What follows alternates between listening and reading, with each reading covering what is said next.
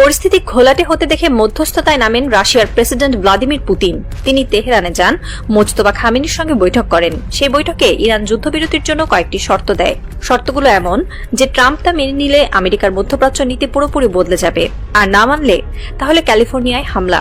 শর্তগুলো কি কি? গোয়েন্দা সূত্রে জানা গেছে ইরানের প্রধান শর্ত: প্রথম, উপসাগরীয় অঞ্চল থেকে আমেরিকাকে সম্পূর্ণরূপে সরে যেতে হবে। দ্বিতীয়, ইরানের উপর থেকে সব ধরনের অর্থনৈতিক নিষেধাজ্ঞা তুলে নিতে হবে। তৃতীয়, কাশেম সোলেমানি হত্যার জন্য আনুষ্ঠানিকভাবে ক্ষমা চাইতে হবে এবং ক্ষতিপূরণ দিতে হবে। চতুর্থ, ইসরায়েলকে আর কখনো ইরানের বিরুদ্ধে ব্যবহার করা যাবে না। ট্রাম্প এই শর্তগুলো পড়ে ক্ষিপ্ত হয়ে ওঠেন। তিনি তার উপদেষ্টাদের বলেন, আমি যদি এই শর্ত মেনে নেই তাহলে আমেরিকার ইতিহাসে আমিই সবচেয়ে বড় ব্যর্থ প্রেসিডেন্ট হব।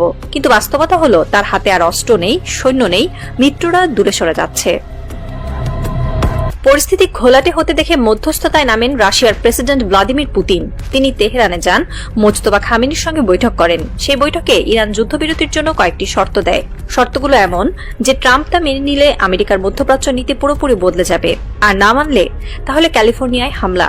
শর্তগুলো কি কি? গোয়েন্দা সূত্রে জানা গেছে ইরানের প্রধান শর্ত: প্রথম, উপসাগরীয় অঞ্চল থেকে আমেরিকাকে সম্পূর্ণরূপে সরে যেতে হবে। দ্বিতীয়, ইরানের উপর থেকে সব ধরনের অর্থনৈতিক নিষেধাজ্ঞা তুলে নিতে হবে। তৃতীয়, কাশেম সোলেমানি হত্যার জন্য আনুষ্ঠানিকভাবে ক্ষমা চাইতে হবে এবং ক্ষতিপূরণ দিতে হবে। চতুর্থ, ইসরায়েলকে আর কখনো ইরানের বিরুদ্ধে ব্যবহার করা যাবে না।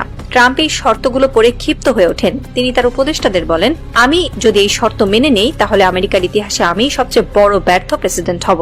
কিন্তু বাস্তবতা হলো তার হাতে আর অস্ত্র নেই, সৈন্য নেই, মিত্ররা দূরে সরে যাচ্ছে।